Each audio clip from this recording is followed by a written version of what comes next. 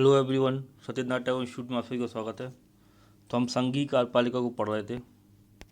पिछले लेक्चर में हमने राष्ट्रपति को चालू कर लिया था। संघीय कार्यपालिका मैंने आपको समझा दिया था क्या होता है। संघीय कार्यपालिका में हम लोगों को क्या क्या पढ़ना है, और राष्ट्रपति को हमने चालू कर लिया था। तो आज हम राष्ट्रपति की शक्तियाँ, कार्य, कर्तव्यों को पढ़ेंगे। तो यदि ये वीडियो आपको अच्छी लगे तो वीडियो को लाइक कीजिएगा, शेयर कीजिएगा, कमेंट कीजिएगा, साथ ही हमारे चैनल को सब्सक्राइब कीजिएगा।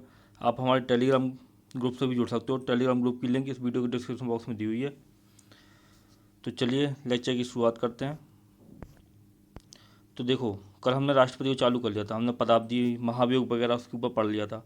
और कुछ चीज़ें जो थोड़े थोड़े कुछ फैक्ट रह गए थे उनको और ख़त्म कर लेते हैं। उसके बाद हम राष्ट्रपति की कार्य शक्तियों को चालू करेंगे। ठीक है, तो देखो शुरू करते हैं। ये लाइन देखो, लाइन क्या लिखी है। छोटे छोटे से फैक्ट हैं, ठीक है ना, जो क्वेश्चन में आपसे पूछे आते हैं। कथन के रूप में यदि क्वेश्चन आएगा तो उसमें ऐसी चीज़ें डली रहती हैं, तो पढ़ लो उसको। जब राष्ट्रपति पद की रिक्ति पदाब्दी 5 वर्ष की समाप्ति से हुई है तो निर्वाचन पदाब्दी की समाप्ति से पहले ही कर लिया जाएगा। अनुच्छेद 62 ठीक है ना। जब राष्ट्रपति पद की रिक्ति पदाब्दी 5 वर्ष की समाप्ति से होती है, ठीक है ना, मतलब जब किसी राष्ट्रपति का कार्यकाल पूरा होने वाला होता है उसके पहले पहले क्या किया जाता है, राष्ट्रपति का निर्वाचन कर लिया जाता है। और ये उपबंध किस अनुच्छेद में, वो है अनुच्छेद 62 में। ठीक है, तो राष्ट्रपति का कार्यकाल समाप्त हो उससे पहले पहले चुनाव कर लिए जाते हैं। और यदि किसी कारणवश चुनाव नहीं हो पाता है तो देखो उसके बारे में क्या लिखा है। किंतु यदि उसे पूरा करने में कोई विलम्ब हो जाता है तो राज्य अंतराल न हो पाए, इसलिए यह उपबंध है कि राष्ट्रपति अपने पद की अवधि समाप्त हो जाने पर भी तब तक पद पर बना रहेगा जब तक उसका उत्तराधिकारी पद धारण नहीं कर लेता। अनुच्छेद 56(1)(ग)। ऐसी दशा में उपराष्ट्रपति राष्ट्रपति के रूप में कार्य नहीं करेगा। ठीक है ना। तो क्या है कि जब राष्ट्रपति का जो कार्यकाल समाप्त होना वाला होता है तो उसके पहले पहले क्या लिया जाता है, राष्ट्रपति का निर्वाचन करा लिया जाता है, मतलब राष्ट्रपति का चुनाव करा लिया जाता है। किसी कारणवश विलम्ब हो गया, ठीक है ना, राष्ट्रपति का चुनाव नहीं हो पाया, तो ऐसी स्थिति में जो जो राष्ट्रपति वर्तमान में है वो अपने पद पर बना रहता है जब तक कि क्या हो, जब तक कि उसका जो उत्तराधिकारी है, ठीक है ना, वो पद ग्रहण नहीं कर लेता। तो ये अनुच्छेद है कि इसमें 56(1)(ग) में। ठीक है, फिर हम आगे बढ़ते हैं। अब देखो कुछ अन्य आकस्मिकताएं दी हुई है, मतलब कुछ अन्य रीजन दिए हुए हैं या अन्य कुछ घटनाएं दी हुई हैं कि यदि ऐसा होता है तो फिर क्या होगा। ठीक है ना, तो देखो पढ़ते हैं हम। जब राष्ट्रपति एवं उपराष्ट्रपति दोनों का पद रिक्त हो, राष्ट्रपति भी नहीं है उपराष्ट्रपति भी नहीं है, ठीक है ना, तो ऐसी आकस्मिकता में अनुच्छेद 70 राष्ट्रपति के कृत्यों का निर्वहन का उपबंध करता है। इसके अनुसार संसद जैसा उचित समझे वैसा उपबंध कर सकती है। ठीक है ना, जब मान लो किसी समय राष्ट्रपति भी आपके देश का निर्वाचित नहीं हुआ है, उपराष्ट्रपति भी निर्वाचित नहीं हुआ है, या दोनों के पद रिक्त हैं, ठीक है ना, समझ आप बात, तो ऐसी स्थिति में क्या करता है, अनुच्छेद 70 जो है वो राष्ट्रपति के क्या करता है, कृत्यों का निर्वहन करता है।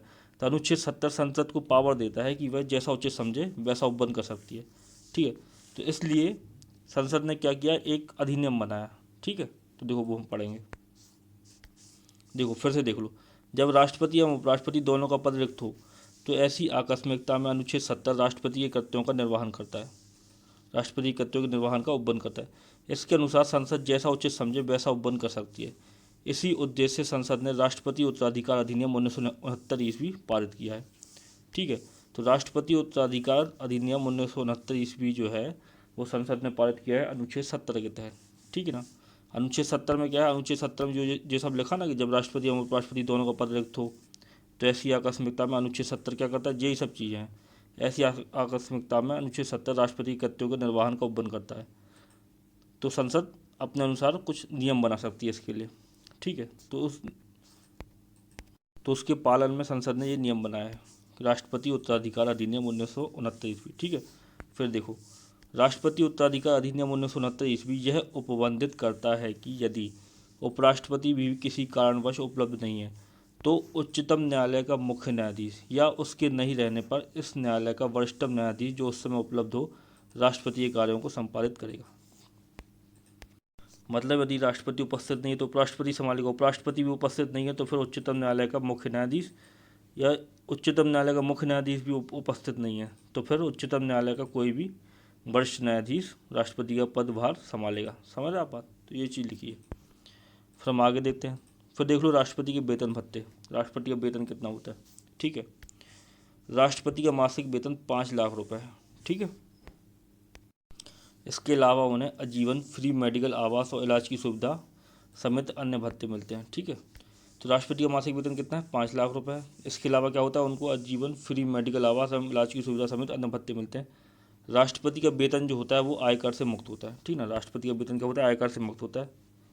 भारत के राष्ट्रपति और उनकी पत्नी दुनिया भर में कहीं भी मुफ्त में यात्रा कर सकते हैं। राष्ट्रपति के पास 5 लोगों का सेक्रेटरियल स्टाफ होता है। ठीक है। तो राष्ट्रपति का वेतन क्या है? आयकर से मुक्त है। वेतन कितना है? 5 लाख रुपए। और भारत के राष्ट्रपति और उनकी पत्नी हैं दुनिया भर में कहीं भी मुफ्त यात्रा कर सकते हैं। राष्ट्रपति के पास 5 लोगों का क्या होता है? सेक्रेटरियल स्टाफ होता है। ये सब वेतन भत्ते हैं। राष्ट्रपति संबंधित कुछ अन्य तथ्य हैं ये। फिर देखो, राष्ट्रपति के कार्यकाल के दौरान उनके वेतन तथा भत्ते में किसी भी प्रकार की कमी नहीं की जा सकती। फिर देखो अगला क्या है? राष्ट्रपति को अवकाश ग्रहण करने के बाद पेंशन के रूप में 1.5 लाख रुपए प्रति माह मिलता है।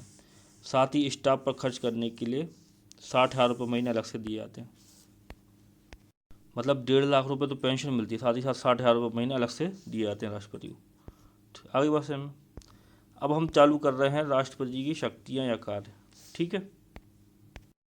राष्ट्रपति के पास में कई सारी शक्तियाँ, असीमित शक्तियाँ हैं, लेकिन उनका उपयोग वो क्या करता है? प्रधानमंत्री और प्रधानमंत्री की अध्यक्षता वाली मंत्रिपरिषद की सलाह पर करता है। ठीक है ना। तो उन्हीं सबको हमें पढ़ना है। तो देखो, भारत में राष्ट्रपति का पद अत्यंत प्रभावशाली और महत्वपूर्ण है, जिसे संविधान द्वारा व्यापक शक्तियाँ प्रदान की गई हैं, जिसका प्रयोग वह अपने अधीनस्थों मंत्रिपरिषद की सहायता से करता है। अनुच्छेद 53(1). ठीक है ना। तो ये याद रखना ये चीज़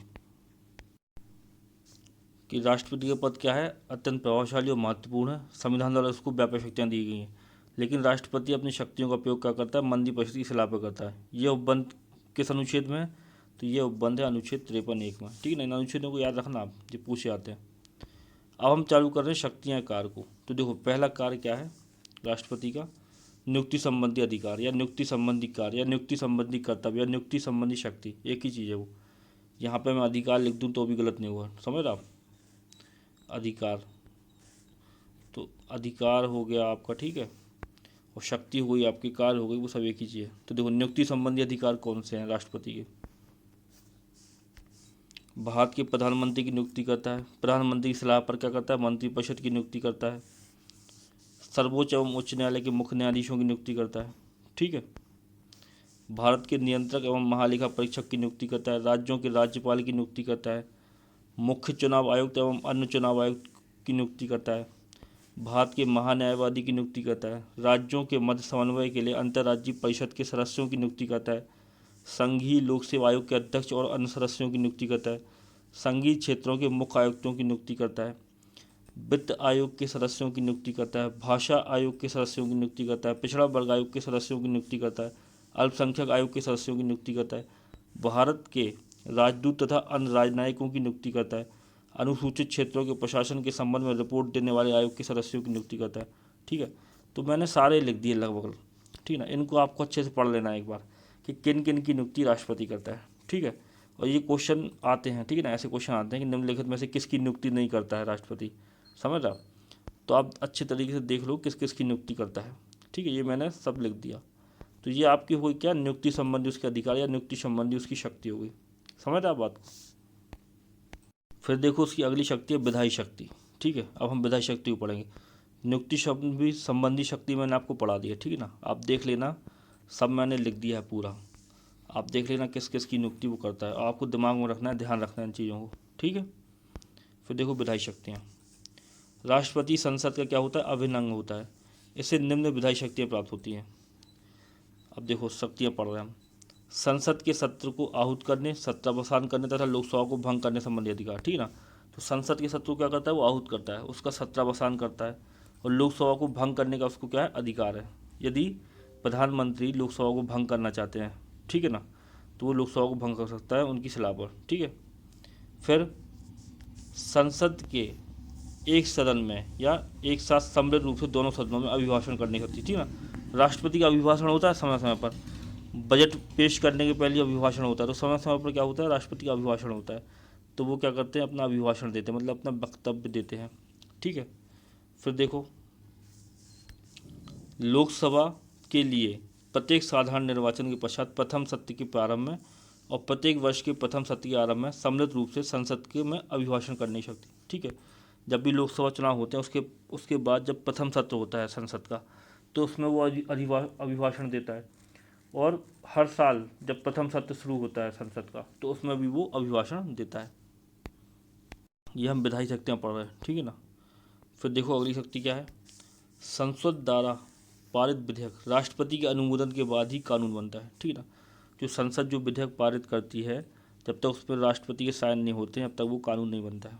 ठीक है, फिर देखो आगे, संसद में निम्न विधेयक को पेश करने के लिए राष्ट्रपति की पूर्व सहमति आवश्यक होती है। तो देखो, नए राज्यों का निर्माण और वर्तमान राज्य के क्षेत्रों, सीमाओं या नामों में परिवर्तन संबंधी विधेयक। तो मैं आपको क्या पढ़ा रहा हूँ, मैं आपको ये पढ़ा रहा हूँ कि निम्न विधेयक, मैं आपको वो सारे विधेयक पढ़ा रहा हूँ जिसमें पूर्व सहमति चाहिए पड़ती है राष्ट्रपति की।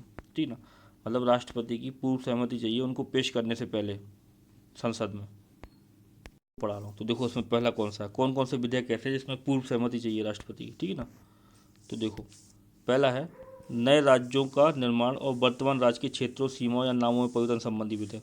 ठीक है, धन विधेयक, धन विधेयक देखो आर्टिकल 110 याद रख लेना। ये आगे भी मैं आपको पढ़ाऊंगा, लेकिन अभी से याद रखो चीज़ों को। ठीक है ना, आर्टिकल को याद रखो। धन विधेयक जब भी पारित हो, बताऊंगा मैं आपको बाद में कि धन विधेयक होता क्या है। धन विधेयक को जब भी पेश करते हैं तो राष्ट्रपति की पूर्व सहमति से करते हैं, समझ आप। फिर संचित निधि में व्यय करने वाले विधेयक, अनुच्छेद 117(3). ठीक ना, संचित निधि से व्यय करने वाले विधेयक, अनुच्छेद 117(3). इसको भी जब पेश करते हैं संसद में तो क्या होता है, राष्ट्रपति की पूर्व सहमति आवश्यक होती है।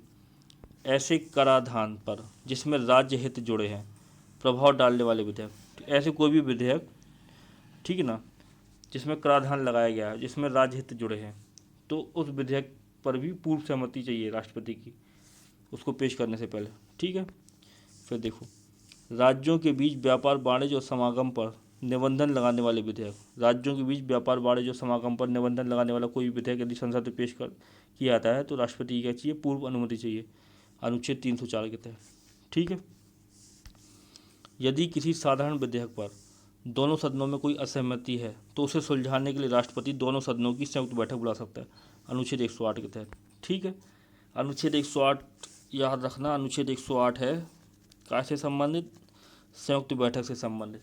जब कोई भी विधेयक संसद में लाया जाता है, मान लो लोकसभा में लाया गया, लोकसभा से पास हो गया, फिर राज्यसभा में गया, ठीक है ना, अब राज्यसभा में वो पास नहीं हो रहा, राज्यसभा के क्या है, भिन्न मत है, राज्यसभा ने उसको पारित नहीं किया, तो फिर क्या होता है, राष्ट्रपति संयुक्त बैठक बुला सकता है। किस अनुच्छेद के तहत बुलाता है, अनुच्छेद 108 के तहत। तो अनुच्छेद 108 में संयुक्त बैठक का प्रावधान है संसद की, जिसमें लोकसभा और राज्यसभा दोनों के सदस्य बैठते हैं, उस विधेयक पर चर्चा होती है जिस पर क्या है, विवाद है। और जो संयुक्त बैठक होती है उसकी अध्यक्षता करता है लोकसभा का अध्यक्ष। ठीक है ना, हमेशा याद रखना। अभी आगे जाके मैं आपको ये सब चीज़ें पढ़ाऊँगा अच्छे से, और अच्छे से जब संसद पढ़ाऊँगा। ठीक है, जब हम विधायिका को पढ़ेंगे, मतलब संसद को पढ़ेंगे, तब मैं आपको और अच्छे से ये सब चीज़ें बताऊँगा। ठीक है, तो ये यहाँ पर शक्तियाँ आपकी ख़त्म हो रही हैं। ठीक है, देखो एक नोट और देख लो, किसी अनुदान की मांग राष्ट्रपति की सिफारिश पर ही की जाएगी, अन्यथा नहीं। ठीक है, यदि कोई भी अनुदान चाहिए, मतलब कुछ पैसे चाहिए सरकार को, यदि उसकी मांग रखती है, मतलब कि विधेयक रखना पड़ता है संसद में, ठीक है ना, बताना पड़ता है काय के लिए पैसे कर रहे हैं हम, पैसे ले रहे हैं, तो राष्ट्रपति की सिफारिश पर ही की जाएगी। तो कोई भी अनुदान की मांग क्या की जाती है, राष्ट्रपति की सिफारिश पर ही की जाती है, अन्यथा नहीं। और ये प्रावधान है अनुच्छेद 113(3) में। समझ रहे बात को आप। फिर देखो अगला, संसद सदस्यों के मनोनयन का अधिकार। ठीक है ना, राष्ट्रपति को लोकसभा में आंग्ल भारतीय समुदाय के व्यक्तियों का प्रतिनिधित्व नहीं होने पर उसे समुदाय के 2 व्यक्तियों को मनोनीत करने की शक्ति दी हुई है संविधान में। ठीक है ना, संविधान के अनुच्छेद 331 के तहत प्रदान की गई है। ठीक है, तो हम कौन सा अधिकार पढ़ रहे हैं, राष्ट्रपति का वो अधिकार पढ़ रहा है जिसके तहत वो क्या करता है, संसद में या राज्यसभा में क्या करता है, सदस्यों का मनोनयन करता है। मतलब ऐसे सदस्य राष्ट्रपति के द्वारा मनोनीत किए जाते हैं। ठीक है ना, मतलब उनका निर्वाचन नहीं होता, वो निर्वाचन से नहीं आते। ठीक है, तो लोकसभा में क्या था, पहले 2 आंग्ल भारतीयों को नियुक्त करना पड़ता था राष्ट्रपति के द्वारा। अनुच्छेद 331 के तहत वो 2 आंग्ल भारतीयों की क्या करता था, नियुक्ति करता था लोकसभा में। अब 104 में संविधान संशोधन के द्वारा यह व्यवस्था समाप्त कर दी गई है। ठीक है ना, 104वें संविधान संशोधन के अनुसार अब 2 अंगल भारतीयों को नियुक्त करने की जो व्यवस्था थी या मनोनीत करने की व्यवस्था थी राष्ट्रपति द्वारा, उसको समाप्त कर दिया गया। तो देखो वही चीज़ लिखी है, राष्ट्रपति को लोकसभा में आंग्ल भारतीय समुदाय के व्यक्तियों का प्रतिनिधित्व नहीं होने पर उसे समुदाय के 2 व्यक्तियों को मनोनीत करने की शक्ति संविधान के अनुच्छेद 331 के तहत प्रदान की गई थी, जिसे 104वें संविधान संशोधन अधिनियम द्वारा समाप्त कर दिया गया है। ठीक है। इसी प्रकार वह कला, साहित्य, पत्रकारिता, विज्ञान, सामाजिक कार्य में पर्याप्त अनुभव एवं दक्षता रखने वाले 12 व्यक्तियों को राज्यसभा में नामजद कर सकता है, अनुच्छेद 83। ठीक है ना। तो 2 अंगल भारतीयों को तो नियुक्त करता है किस अनुच्छेद के तहत, 331 के तहत। अब ये जो व्यवस्था थी 2 अंगल भारतीयों को नियुक्त करने की, वो हटा दी गई किस संवैधानिक संशोधन के तहत, 104वें संवैधानिक संशोधन अधिनियम के तहत। ठीक है ना। लेकिन अभी भी क्या करता है, 12, अभी कौन सी व्यवस्था है, एक और व्यवस्था थी कि 12 सदस्यों को क्या करता है, वो मनोनयन करता है। वो 12 सदस्य क्या होते हैं, निर्वाचित नहीं होते, उनका चुनाव नहीं होता, उनको राष्ट्रपति सीधे मनोनीत करता है। और वो किन क्षेत्रों से होते हैं, देखो वो क्षेत्र लिखे हुए हैं, कला, साहित्य, पत्रकारिता, विज्ञान तथा सामाजिक कार्य। ठीक है ना। कला, साहित्य, पत्रकारिता, विज्ञान तथा सामाजिक कार्यों में पर्याप्त अनुभव एवं दक्षता रखने वाले 12 व्यक्तियों को राज्यसभा में मनोनीत करता है कौन, राष्ट्रपति। किस अनुच्छेद के तहत करता है, अनुच्छेद 83 के तहत करता है। तो ये अनुच्छेद भी आपको याद रखना है कि राज्यसभा में 12 सदस्यों का मनोनयन किस अनुच्छेद के तहत है, 83 के तहत है। ठीक है, आगे बात है। फिर देखो उसकी अध्यादेश जारी करने की शक्ति। तो देखो पढ़ते हैं, संसद के स्थगन के समय अनुच्छेद 123 के तहत अध्यादेश जारी कर सकता है, जिसका प्रभाव संसद के अधिनियम के समान होता है। इसका प्रभाव संसद सत्र के शुरू होने के 6 सप्ताह तक रहता है, परंतु राष्ट्रपति राज्य सूची के विषयों पर अध्यादेश नहीं जारी कर सकता जब तक दोनों सदन, ठीक है ना, सत्र में होते हैं, तब राष्ट्रपति को ये शक्ति नहीं होती है। ठीक है ना। तो अध्यादेश जारी करने की शक्ति राष्ट्रपति को दी गई है किस अनुच्छेद के तहत, सबसे पहले तो ये याद रखो, आर्टिकल 123 के तहत अध्यादेश जारी करता है। अध्यादेश का मतलब क्या होता है, देखो जब संसद में 2 सदन होते हैं, एक होता है लोकसभा, एक राज्यसभा, जब दोनों कार्य ना कर रहे हों, ठीक है ना, संसद का सत्र ना चल रहा हो और सरकार को लगे कि कोई ऐसा कानून आवश्यक है, ठीक है ना, कोई भी कानून ऐसा आवश्यक है जो तुरंत आवश्यक है, तो उसके लिए सरकार क्या करती है, राष्ट्रपति से अध्यादेश जारी करवा सकती है। किस अनुच्छेद के तहत करवा सकती है, 123 के तहत। ठीक है। तो अध्यादेश की वही वैल्यू है, या अध्यादेश द्वारा पारित किसी कानून की वही वैल्यू है जैसी संसद में पारित किसी कानून की। ठीक है ना। अब उस अध्यादेश का प्रभाव कब तक रहता है, उस अध्यादेश की जो वैल्यू होती है, मतलब जो उसकी लिमिट होती है, प्रभाव कर लो कब तक वो लागू रह सकता है, तो वो लागू रह सकता है 6 महीने और, ठीक है ना, 1 सप्ताह, अधिकतम 6 माह और 6 सप्ताह होती है, समझ आप, सप्ताह। ठीक है ना, ये इसकी अवधि होती है। ठीक है ना, किसकी, अध्यादेश की। ठीक है, कि अध्यादेश कब तक मान्य होता है। फिर से समझ लो अध्यादेश क्या है। अध्यादेश जारी करने की शक्ति क्या है, जब भी संसद का कोई सत्र क्या है, कोई भी सत्र, चाहे लोकसभा हो चाहे राज्यसभा हो, वो कार्य ना कर रहा हो, ठीक है ना, उसका विश्राम चल रहा हो या उसका अवकाश चल रहा हो, ठीक है, और सरकार को लगे कि कोई कानून पास करना बहुत ज़रूरी है, ठीक है ना, तो सरकार उस कानून को राष्ट्रपति के द्वारा अध्यादेश के द्वारा ला सकती है, समझ आप, मतलब वो कानून वो अध्यादेश के माध्यम से ला सकती है, राष्ट्रपति से अध्यादेश जारी कराती है। किस अनुच्छेद के तहत, अनुच्छेद 123 के तहत। ठीक है। उस अध्यादेश की अवधि कितनी होती है, ठीक है ना, उस अध्यादेश की अवधि होती है 6 महीने और 6 सप्ताह। इसका मतलब ये है कि उस अध्यादेश को जब संसद का सत्र हो, अभी संसद का सत्र नहीं था, दोनों जो सदन है संसद के, लोकसभा और राज्यसभा, उनका सत्र नहीं चल रहा था, तो अध्यादेश जारी करा दिया, कोई कानून बना दिया अध्यादेश के माध्यम से। अब जब सत्र चलने लगे, तो संसद, जब सत्र चलने लगे सदन के, मतलब लोकसभा या राज्यसभा के, तो उनको क्या करना पड़ता है, बाकायदा उसको पारित कराना पड़ता है, काय में, लोकसभा और राज्यसभा दोनों में। और यदि पारित करा देते हैं तो वो अध्यादेश क्या होता है, परमानेंट हो जाता है, वो परमानेंट कानून बन जाता है, समझ आप। और पारित नहीं कराते हैं तो उसकी अवधि होती है 6 माह और 6 सप्ताह अधिकतम। ठीक है। और उसके पश्चात वो क्या क्या हो जाता है, शून्य हो जाता है वो अध्यादेश, या वो कानून शून्य हो जाता है। और यदि अध्यादेश को पारित करा लें वोटिंग के माध्यम से लोकसभा और राज्यसभा में, तो वो क्या हो जाता है, कानून बन जाता है। आगे बात समझ, अध्यादेश जारी करने की शक्ति। फिर देखो सैनिक शक्ति। सैन्य बलों की सर्वशक्ति राष्ट्रपति में सन्निहित है, किंतु इसका प्रयोग विधि द्वारा नियमित होता है। ठीक है ना। तो राष्ट्रपति को क्या बोला जाता है, सर्वोच्च कमांडर बोला जाता है तीनों सेनाओं का, ठीक है ना।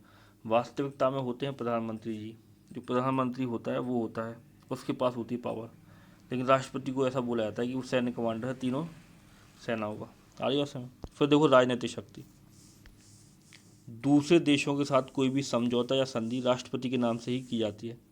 राष्ट्रपति विदेशों के लिए भारतीय राजदूतों की क्या करता है, नियुक्ति करता है, एवं भारत में विदेशों के राजदूत की नियुक्ति का अनुमोदन करता है, ठीक है ना। तो जब जो जो भी राष्ट्रपति होता है, ठीक है ना, जब हमारा देश क्या होता है, किसी राज्य से, किसी राष्ट्र से या किसी अन्य देश से क्या करता है, कोई संधि या समझौता करता है, तो वो सब किए जाते हैं राष्ट्रपति के नाम पर, ठीक है ना। राष्ट्रपति के उसमें साइन होते हैं। और साथ ही साथ क्या होता है, जो भारतीय राजदूत होते हैं, ठीक है ना, हर देश के राजदूत हर देश में होते हैं, एम्बेसडर उनको इंग्लिश में बोलते हैं, ठीक है ना। जो विदेशों में जो राजदूत नियुक्त होते हैं उनकी नियुक्ति भी कौन करता है, राष्ट्रपति करता है। फिर क्या होता है, जो विदेशी राजदूत होते हैं जो भारत में नियुक्त होते हैं उनकी नियुक्ति का अनुमोदन भी कौन करता है, राष्ट्रपति करता है। तो ये उसकी हो गई राजनीतिक शक्ति। फिर देखो अगली शक्ति क्या है, क्षमादान की शक्ति, ठीक है। तो अध्यादेश जारी करने वाली शक्ति याद रखना 123 के तहत, ठीक है ना। और राजनीतिक शक्ति मैंने आपको बता दिया। अब देखो क्षमादान की शक्ति, ये भी बहुत इंपॉर्टेंट है। तो राष्ट्रपति को कोई भी व्यक्ति जिसको देश के कानूनों के तहत क्या है, मृत्युदंड मिला है या उसको आजीवन कारावास की सज़ा मिली है, तो वो क्षमा याचना की एप्लीकेशन लगा सकता है राष्ट्रपति के समक्ष। फिर वो राष्ट्रपति के विवेक के ऊपर है कि वह क्या करे, उसको क्षमा करे या ना करे, समझ रहे बात आप। तो और वो अपना विवेक का यूज करता है मंत्रिपरिषद की सलाह पर, ठीक है। तो ये सारी चीज़ें हैं। तो क्षमादान की शक्ति जो है वो आर्टिकल 72 में दी गई है, अनुच्छेद 72 के तहत क्या की गई है, क्षमादान की शक्ति दी गई है। तब उसको हम पढ़ेंगे। देखो संविधान के अनुच्छेद 72 के अंतर्गत राष्ट्रपति को किसी अपराध के लिए दोषी ठहराए गए किसी व्यक्ति के दंड को क्षमा करने, उसका प्रविलंबन करने, उसका परिहार करने और लघुकरण करने की क्या है, शक्ति प्राप्त है, ठीक ना। तो राष्ट्रपति को आर्टिकल 72 के तहत क्या है, शक्तियाँ प्राप्त हैं किसी व्यक्ति को क्षमादान करने की, मतलब किसी व्यक्ति के दंड को कम करने की। तो वो दंड के साथ क्या क्या कर सकता है, दंड को क्षमा कर सकता है, प्रविलंबन कर सकता है, उसका परिहार कर सकता है, उसका लघुकरण कर सकता है। अब एक एक कर हम इनको पढ़ेंगे ये होते क्या हैं। तो देखो क्षमा में दंड और बंदीकरण दोनों हटा दिया था तथा दोषी को पूर्णतः मुक्त कर दिया था, समझ आप।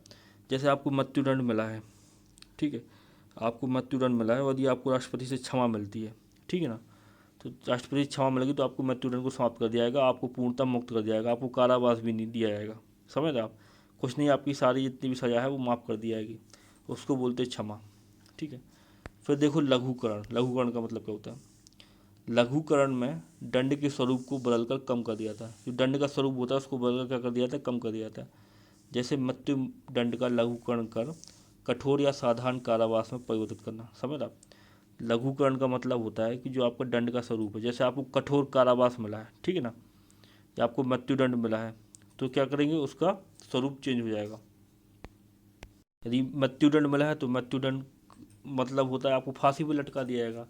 तो यदि लघुकरण करते हैं राष्ट्रपति, ठीक है ना, आपको ऊपर दया दिखाते हैं, तो क्या होगा, जो आपकी फांसी की सजा या जो मृत्युदंड है उसको कठोर कारावास में चेंज कर दिया जाएगा। मतलब आपको कारावास कर दिया, मतलब आपको फांसी पर नहीं चढ़ाएंगे लेकिन आपको जेल काटनी पड़ेगी, ठीक है ना। और यदि आपको मान लो कठोर कारावास की सज़ा मिली है और उसका लघुकरण होता है तो आपको साधारण कारावास, मतलब ज़्यादा कठोर कारावास नहीं, आपको अंडर सेल में नहीं रखा जाएगा, आपको नॉर्मल जो जेल के कमरे होते हैं उनमें रखा जाएगा, ठीक है ना। कठोर कारावास में अंडर सेल के अंदर डाल देते हैं एक अकेले व्यक्ति को, समझ आप। तो ये चीज़ है। फिर देखो परिहार में दंड की प्रकृति में परिवर्तन किए बिना उसकी अवधि कम कर दी जाती है, ठीक है ना। जैसे 2 वर्ष के कठोर कारावास को 1 वर्ष के कठोर कारावास में परिहार करना, ठीक है, समझ आप। लघुकरण का मतलब क्या था, स्वरूप में परिवर्तन मतलब यदि आपको मृत्युदंड है तो आपको उसका वो चेंज करके आपको कठोर कारावास दे दिया जाएगा, आपको कठोर कारावास है तो वो चेंज करके आपको साधारण कारावास दे दिया जाएगा। लेकिन परिहार का मतलब क्या हो रहा, परिहार का मतलब जो हो रहा है कि जो दंड की आपकी प्रकृति है, जैसे आपको कठोर कारावास है, ठीक है ना, तो उसकी प्रकृति कम नहीं की जाएगी, कठोरी कारावास रहेगा, ठीक है ना। लेकिन आपको यदि 2 वर्ष का कठोर कारावास मिला है तो उसकी प्रकृति मतलब परिहार यदि करेंगे उसका तो 1 वर्ष की हो जाएगी वो, समझ आप। मतलब उसकी प्रकृति चेंज नहीं होगी, रहेगा कठोर कारावास ही, आपको 2 वर्ष का कठोर कारावास मिला है और यदि उसका परिहार होता है तो आपका वो जो कारावास है 2 वर्ष का वो 1 वर्ष हो जाएगा, तो इसका मतलब परिहार। फिर देखो अगला प्रविलंबन। इसका मतलब क्या होता है?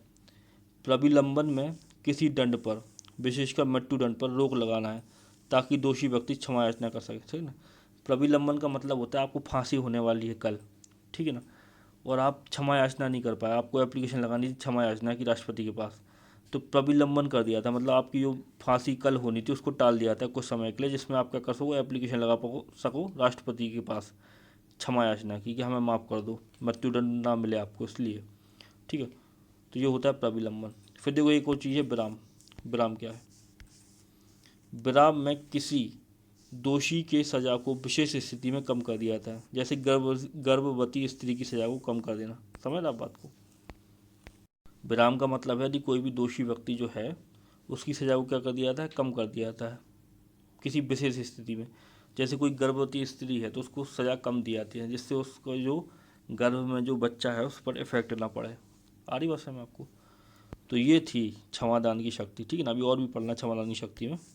तो देखो संविधान के अनुच्छेद 72 के अंतर्गत राष्ट्रपति को किसी अपराध के लिए दोषी ठहराएगा किसी व्यक्ति के दंड को क्षमा करने, प्रविलंबन, परिहार और लघुकरण की शक्ति प्राप्त है, ठीक है ना।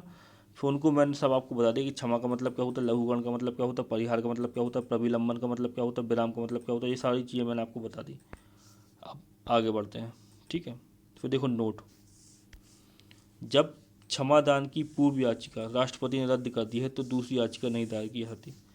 इसका मतलब है कि यदि आपने एप्लीकेशन लगाई राष्ट्रपति के पास क्षमा याचना के लिए और राष्ट्रपति ने उस एप्लीकेशन को रद्द कर दिया, आपके ऊपर दया नहीं दिखाई, तो आप दोबारा एप्लीकेशन नहीं लगा सकते, ठीक है ना, क्षमा याचना की। आगे बात समझ। फिर देखो कुछ और पर, क्षमा प्रदान करते समय या दंड कम करने की शक्ति का प्रयोग करते समय राष्ट्रपति निम्नलिखित परिस्थितियों में ही कर सकता है, ठीक है ना। क्षमादान की जो शक्ति है, ठीक है ना, उसका प्रयोग राष्ट्रपति निम्नलिखित परिस्थितियों में ही कर सकता है। तो देखो वो परिस्थितियाँ देख लो जिसमें वो क्षमादान की शक्ति का प्रयोग कर सकता है। उन सभी मामलों में जिनमें मृत्युदंड न्यायालय द्वारा दिया गया हो।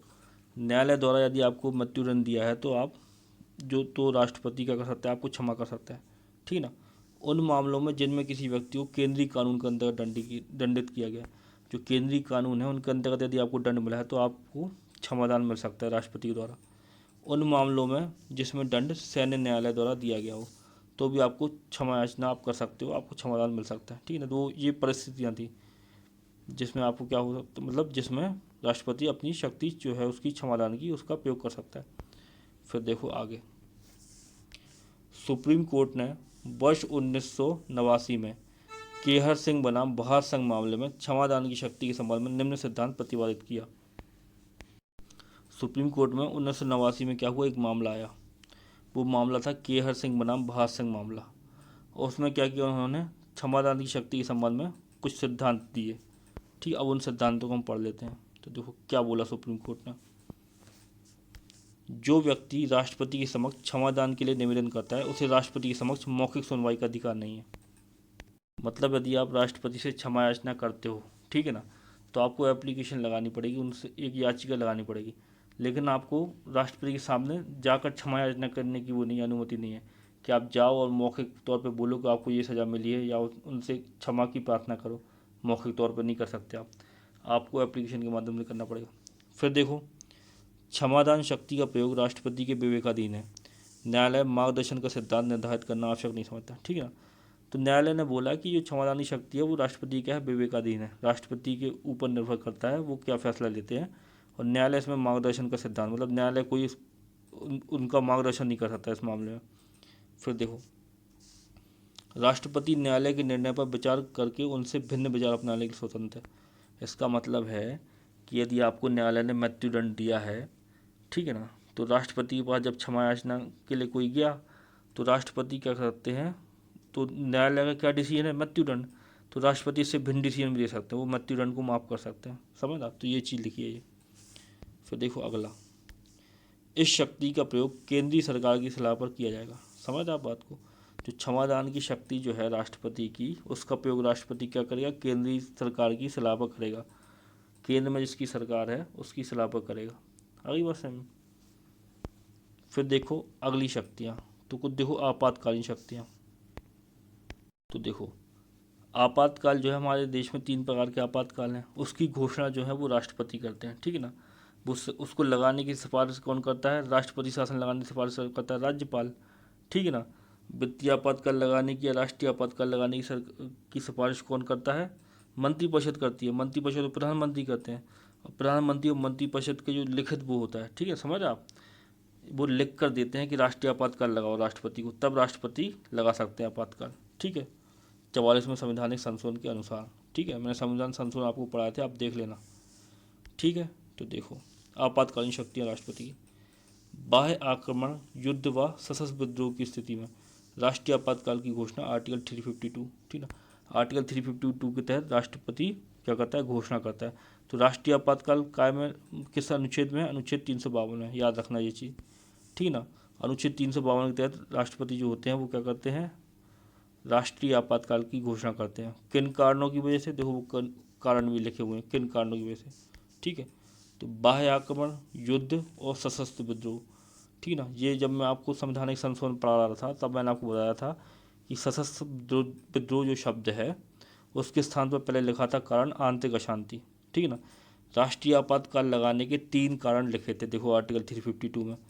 एक था, पहला कारण था बाह्य आक्रमण, एक था युद्ध, और एक था आंतरिक अशांति, ठीक है ना।